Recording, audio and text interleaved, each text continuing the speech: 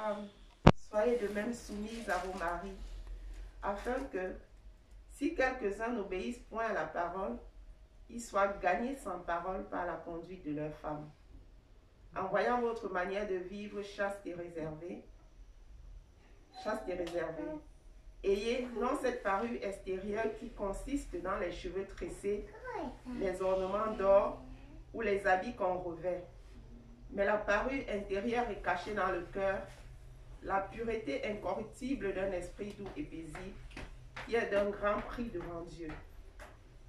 Et ainsi se paraît autrefois les saintes femmes qui espéraient en Dieu, soumises à leur mari, comme Sarah, qui obéissait à Abraham et l'appelait son Seigneur. C'est d'elle que vous êtes devenues les filles, en faisant ce qui est bien, sans vous laisser troubler par aucune crainte. Amen. Amen.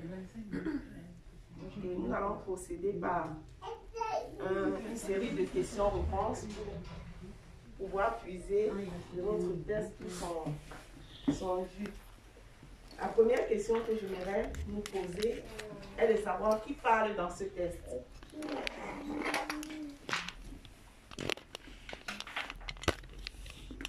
Le test que nous venons de lire, qui parle?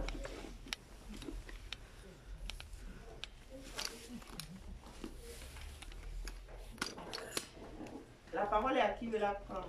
Bon, du coup, aussi, est-ce que la suite a une réponse? Tu vois, papa Emmanuel hésitant? Non, je regarde. Ah, ok. J'ai pas d'écran. Non, maman. Je souviens les femmes. C'est pour ça que je me suis dit, on va voir la lettre. Mais C'est ça en plus. Non, moi je me suis dit, on vole pas la vedette. les femmes, s'il vous plaît, qui parle dans ce texte?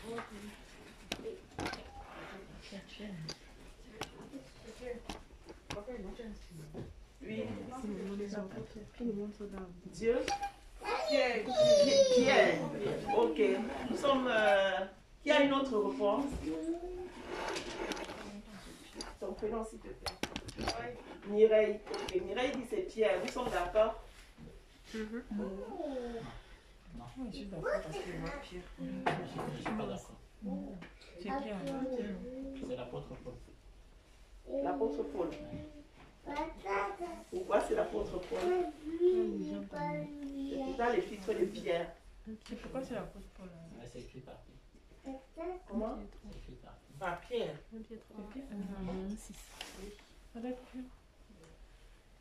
Oh, si je pense que j'avais c'est Pierre. Bon, du coup, je sais pas. Ok. Je pense que nous sommes tous d'accord que c'est Pierre qui parle dans ce test. Et à qui est-ce qu'il s'adresse? Aux femmes. Que leur demande-t-il d'être? Oui, maman Madeleine. D'être soumise à leur mari. Pourquoi? Selon le verset 1 et 2. Pourquoi leur demande-t-il d'être soumise à leur mari selon ces deux versets? Pour servir de modèle. Pour servir de modèle. Même pour leur mari qui n'obéissent pas à la parole de Dieu, pour servir de modèle. Pour servir de modèle. Qui Si d'autres a une réponse? Au mari, en fait. Maman Evelyne, tu as dit quelque chose tout à l'heure. Je veux dire que c'est pour plaire à Dieu. Pour plaire à Dieu. Pour être un modèle. Pour être un exemple. 25. Ok, d'accord. Merci. Oui, pour plaire, Pour maman. plaire à Dieu et être des modèles pour les autres. Pour plaire à Dieu, être Particulièrement ici pour leur mari. plaire à Dieu, être le modèle pour les autres. Oui. Bon, je ne sais pas si on peut relire ces deux versets. Parce que jusqu'ici, j'ai l'impression qu'on n'a pas. Dans lui, c'est bon. Un tiers. Dans lui, c'est bon. Oui, verset 1 et 2. Verset 1 et 2, je lis dans Parole de vie. C'est Oui, maman. De façon semblable, vous les femmes, obéissez à votre mari. Alors même si votre mari ne croit pas à la parole de Dieu, il sera gagné à la fois par votre conduite. Et cela sans parole. En effet, il verra combien votre vie est pure et pleine de respect. Merci, maman. Est-ce que nous comprenons que jusqu'ici on n'a pas donné la réponse que le verset la met en évidence? Pourquoi est-ce que, selon ces versets, la femme doit être soumise à son mari? Pour le gagner à Christ, si jamais il est en Christ. Pour le gagner à Christ, si jamais. Et même s'il n'est pas soumis à la parole, c'est vrai qu'il peut aussi être gagné à Christ, mais on ne va pas poser un acte qui... Ok. Je ne sais pas si on est tous... Ok, pour être gagné, pour gagner son mari à Christ. Et comment? Est-ce que c'est par l'évangélisation, selon ce verset? Est-ce que c'est par son comportement au quotidien? Par son comportement au quotidien. Par son comportement au quotidien. Ok. Et il leur demande d'éviter quoi? Selon le verset qui suit. D'éviter de se focaliser sur la parure extérieure. D'éviter de se focaliser sur la parure extérieure.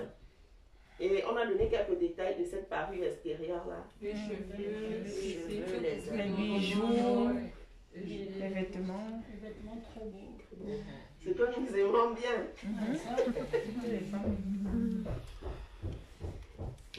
Et il leur recommande au contraire de faire quoi?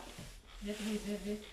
D'être réservé et de mettre l'accent sur la pureté intérieure.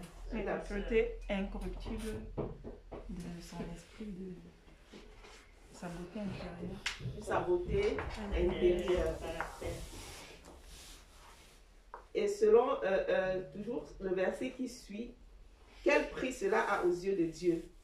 Quelle valeur cela a aux yeux de Dieu, cette pureté intérieure? Un très grand prix. Un très grand prix aux yeux de Dieu. Contrairement à la parure extérieure. Et ceci pour servir d'exemple à qui? Pour copier, pardon. Sarah. Et c'est vrai, on a dit aussi d'autres saintes femmes, comme Sarah. Et qu'est-ce qu'on a dit de Sarah par rapport à l'obéissance? Qu'elle appelait son mari Seigneur. Waouh! Elle obéissait à son mari, Abraham, au point de l'appeler Seigneur. Et par rapport à notre... Parole de vie dit mon maître. Mon maître. Lui, c'est moi qui vous Seigneur. Donc, selon notre passage, nous nous rendons compte que tout à l'heure, on parlait de rapporter, et je pensais un peu à ce texte-ci, de rapporter ce qui s'est passé au séminaire. Et du coup, je pensais à ce texte, je me disais, est-ce que on ne met pas trop l'accent sur les paroles? Et est-ce que nos paroles ne viennent pas souvent gâcher ce qu'on aurait pu transmettre par le comportement? Parce qu'ici, il précise bien sans parole. Sans parole. Et nous savons combien est-ce que nous sommes souvent championnes dans les paroles pour dire il fallait, tu dois et tout. La Bible dit que parfois quand ça nous arrange, on le sent bien. L'homme doit. Mais ici, vraiment, la Bible nous dit sans parole. Et il y a le verset 2 qui moi, m'a bousculé au-dedans de moi.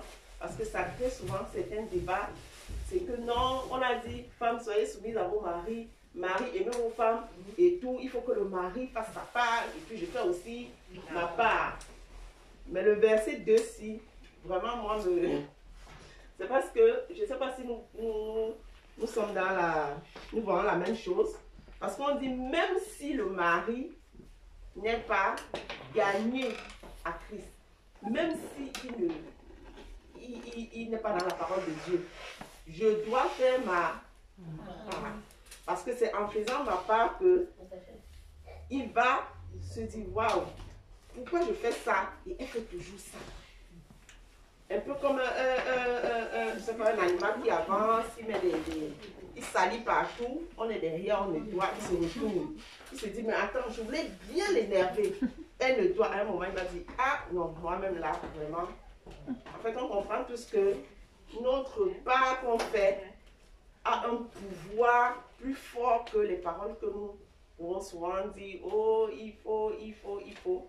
Mais ici, dans ce verset 2 là, vraiment nous dit, il n'est pas question qu'il fait sa part et puis je fais ma part.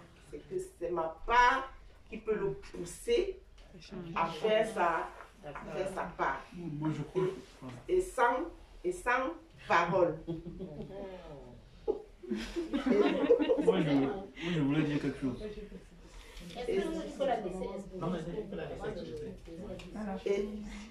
Et sans parole. Donc là, il y a le verset 2 là, qui, comme je le disais, et il y a la parure extérieure. Si tu as du temps, tu peux rester avec nous. Non. Excusez-moi, je ne voulais pas l'interrompre. Hein. Je disais bonjour à tout le monde, je passe la musique. Bonjour, tout le monde n'est pas là. Bonjour Manette, vous voyez, je suis garé là. Et il y a une classe en face de moi là. Il y a une entrée, c'est interdit, mais tu peux garer. C'est un voisin, il n'a pas de voiture.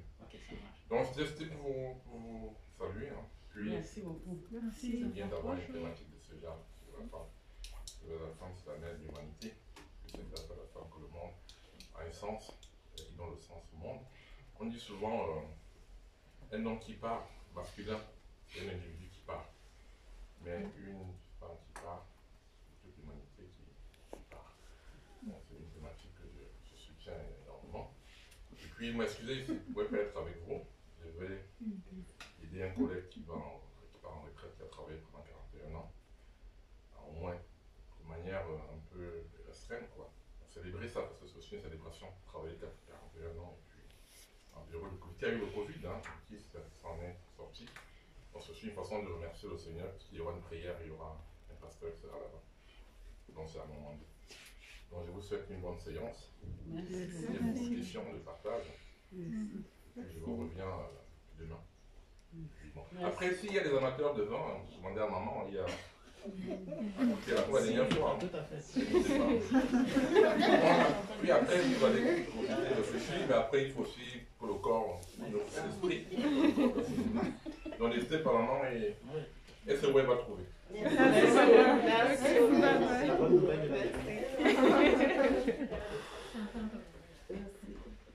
Ok, j'étais en train de dire que la parure intérieure, on parlait tout à l'heure des deux parures, la parure extérieure et la parure intérieure. Selon nous, comment est-ce que nous pouvons, je sais pas, je vais dire, modeler la parure intérieure? La parure intérieure que l'apôtre Pierre nous demande de... Comment pouvons-nous forger, peut-être c'est le mot, cette parure intérieure-là? En méditant la parole. Dans la persévérance. En méditant la parole et appliquer. En méditant la parole et appliquer. En méditant la parole et appliquer. Appliquer, méditer la parole de Dieu, l'appliquer. Quoi d'autre? Et se confier à Dieu. Se confier à Dieu dans la prière. Et vraiment de nous. Comment forger la parole intérieure? Est-ce qu'elle est innée? Est-ce qu'elle est innée? Est-ce que c'est pas quelque chose qu'on acquiert? Si, au jour le jour, tous les jours. Oui, en faisant quoi? C'était ça la question. En méditant, en méditant et avec sincérité, et en méditant et en essayant de mettre en pratique aussi. Oui, c'est justement les questions que les femmes ont données. Oui, et je disais que... J'ai perdu. Oui, la question c'était comment se forge comment se forge intérieure. Voilà, oui, je voulais dire de nous, vraiment sincèrement, est-ce que nous mettons autant de temps à forger la parure extérieure qu'à forger la parure intérieure? Je prends peut-être un exemple banal. Quand on veut sortir, Oh, je dois repasser ma tenue. Déjà, quelle robe je vais mettre? Je parcours toute ma garde-robe. Je fais peut-être 30 minutes.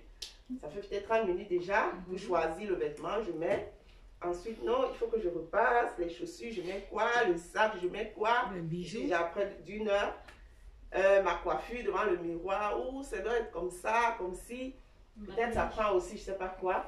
Après le maquillage et tout, machin. Les bijoux. Il y a les bijoux, les ci, les ça. On fait dans 2 heures et tout. Et parfois, quand on a une sortie le matin, est-ce qu'on médite? Est-ce qu'on prie? Peut-être en disant seulement, oh Seigneur, merci, vraiment, paf. Peut-être 2 minutes. Et nous venons de nous accorder que forger cette parure intérieure, là, c'est la méditation de la parole de Dieu. C'est la prière. Et combien de temps de nous-mêmes, on vient de voir que pour la parure extérieure, nous mettons près de 2 heures. Quand il faut alors se coiffer, c'est les rastas, non. 3 heures, ça nous prend 3 heures, ou ce que j'ai sur la tête là, je ne sais pas combien et tout. On se rend compte qu'en une journée, nous mettons 3 heures pour la parure extérieure et ça ne nous dérange pas du tout. Mais dès qu'il faut prendre, il faut méditer. Oh, je suis fatiguée, bon, peut-être je vais faire dans la voiture, peut-être quand je vais arriver, je vais prendre 5 minutes et tout. On se rend compte que nous sommes vraiment à côté de la plaque par rapport à ce que nous devons faire. Et du coup, nous sommes surpris que nous n'arrivons pas à appliquer la... Oui, maman. Je veux simplement dire que dès qu'on prend 2 heures pour la parole extérieure, c'est faux. Parce que quand je sais que je vais sortir dimanche ou samedi, je parcours la garde-robe plusieurs jours à l'avance et je ne trouve rien à me mettre. Je monte sur l'ordinateur. J'essaie de commander au plus vite. Et quand j'ai commandé, après j'ai dit, et s'il ne livre pas à temps, me voilà encore dans les magasins. C'est pas ça, hein? C'est ça, maman. Donc pour une sortie, on prend 1 semaine pour se préparer. Parfois même bien plus qu'une semaine. Moi, je dis souvent que nous vivons pour le corps, pour cette parure extérieure.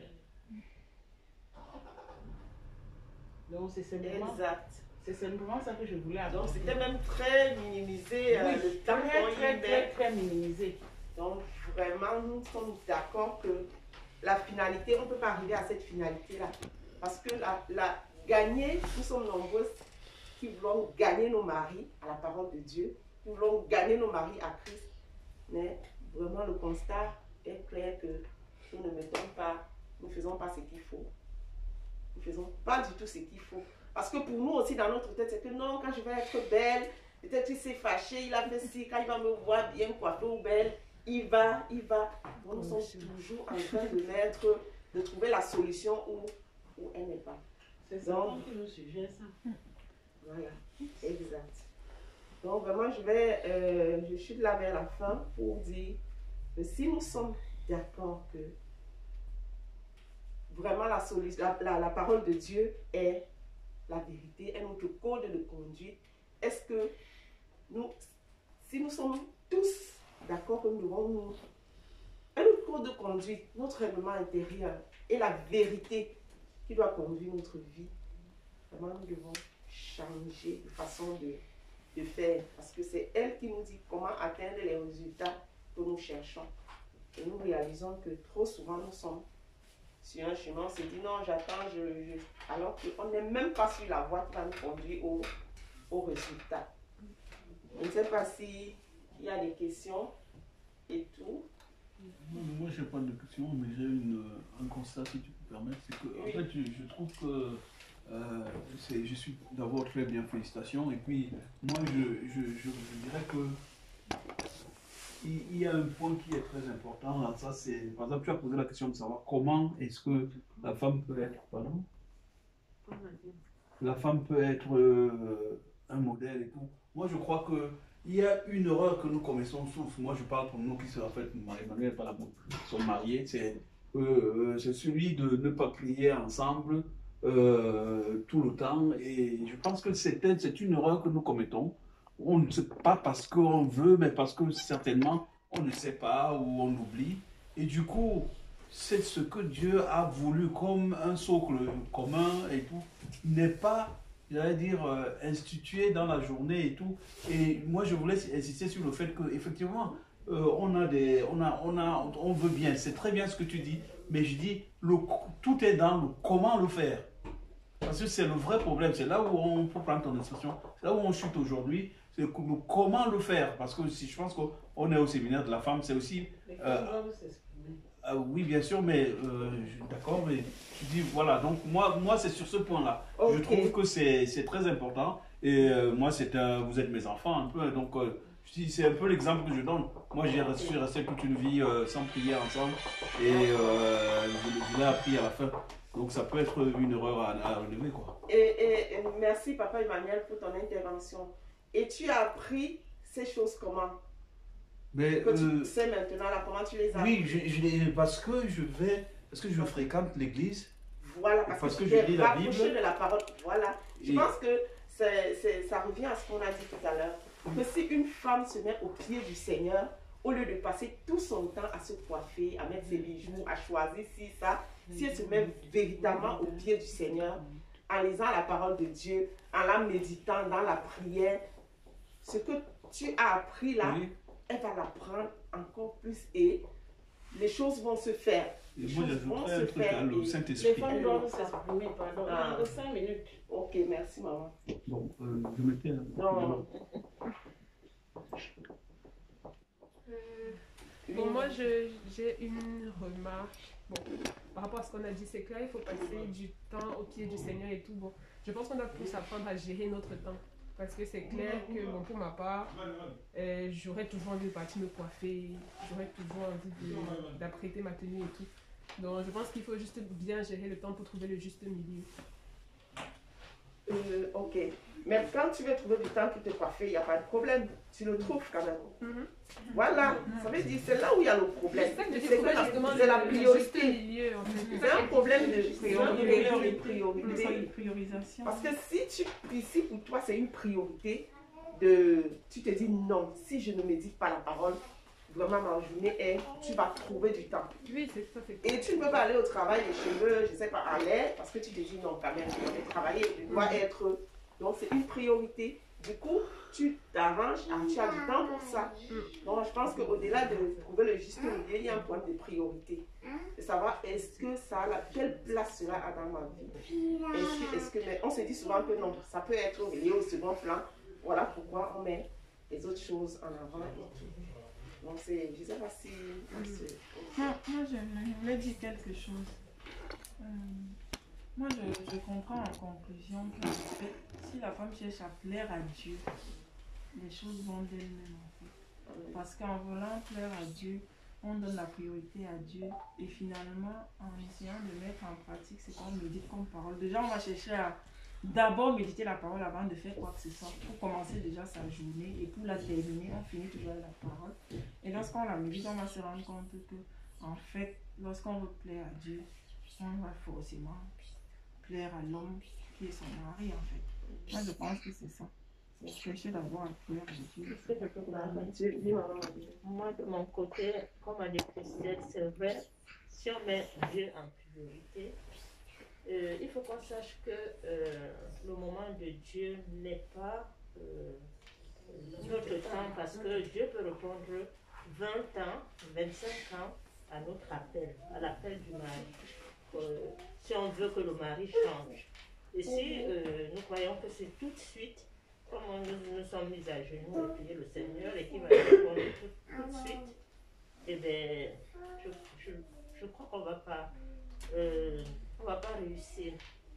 Donc, la prière doit être quelque chose de...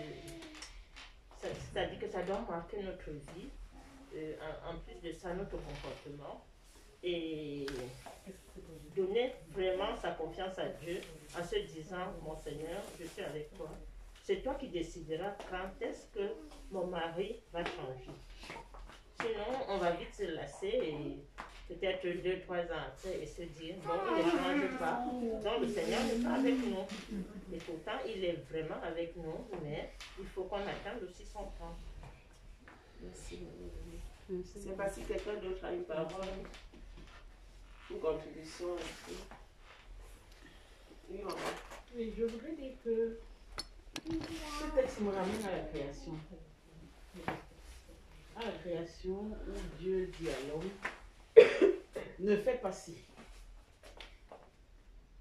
Et l'homme désobéit à Dieu, encore sous le conseil de qui?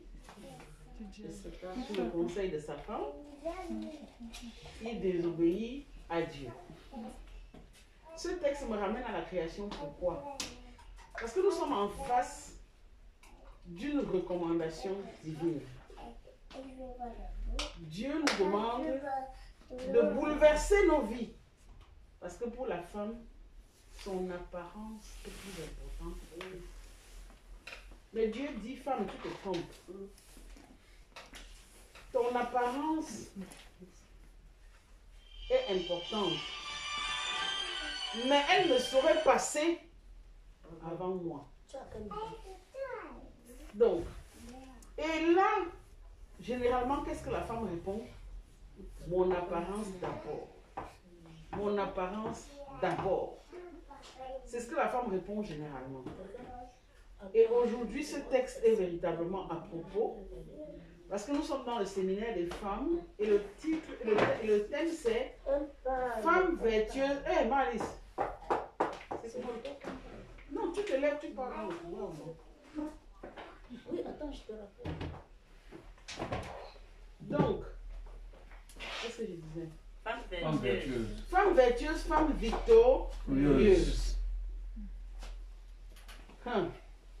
Dieu nous dit aujourd'hui que la femme qui réussit à gagner son mari, donc c'est une femme victorieuse, n'est-ce pas?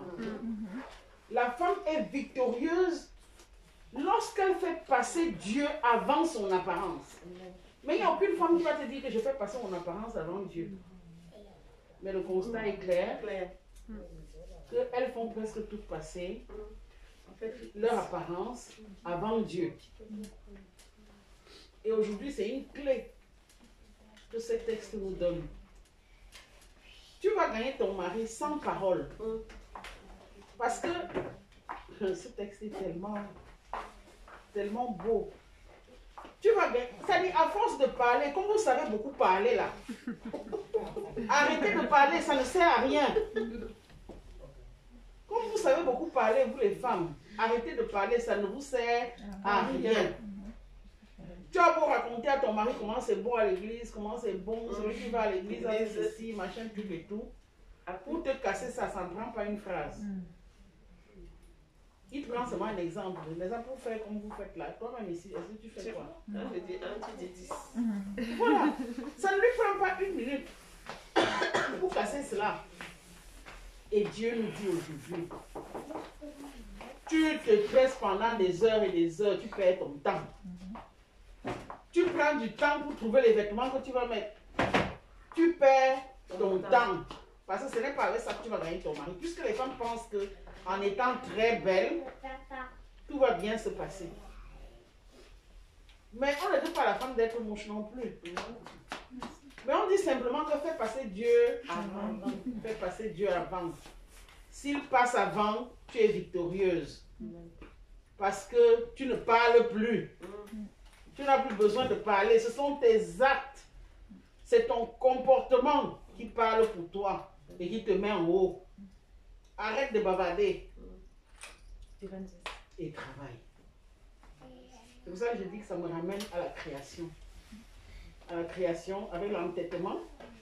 Et l'entêtement qui est encore vrai aujourd'hui. Et quelques mots que je voulais dire. Merci, maman. Merci beaucoup. Je pense que nous allons conclure sur ces mots. Et certainement, nous avons des engagements à prendre chacune par rapport à ce que nous avons reçu de ce test. Qu'est-ce que nous retenons? Qu'est-ce que nous voulons demander au Seigneur, nous les mamans, par rapport à ce test?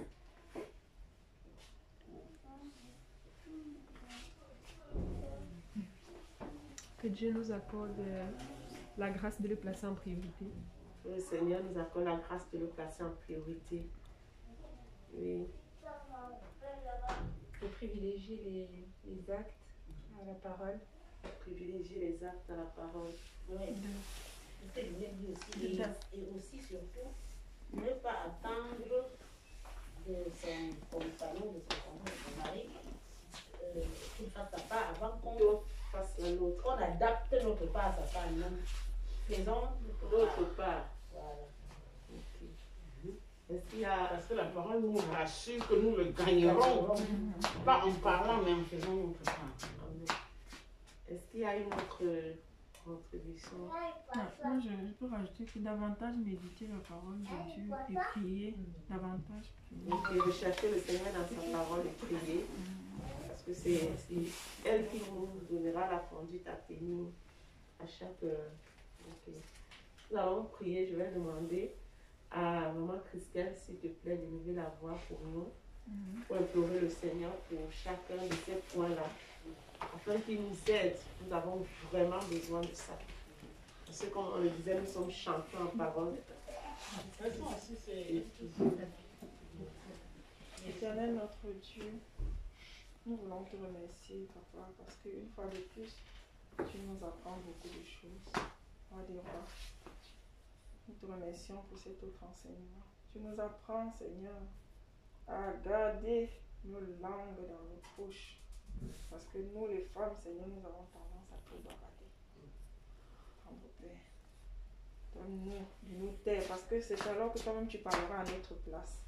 Donne-nous de davantage méditer ta parole, parce que tu nous révèles tout dans cette parole. De la méditer, et surtout, Seigneur, de veiller à notre parure intérieure, parce que c'est à ça que tu regardes et que tu nous sors de tous nos problèmes. Roi des rois. C'est toi qui as créé nos hommes, nos maris.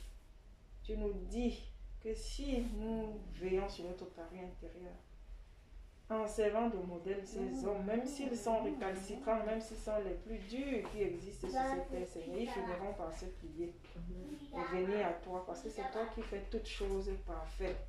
Toi qui les as créés, Seigneur, tu es capable d'arranger tout ce qui ne va pas en eux.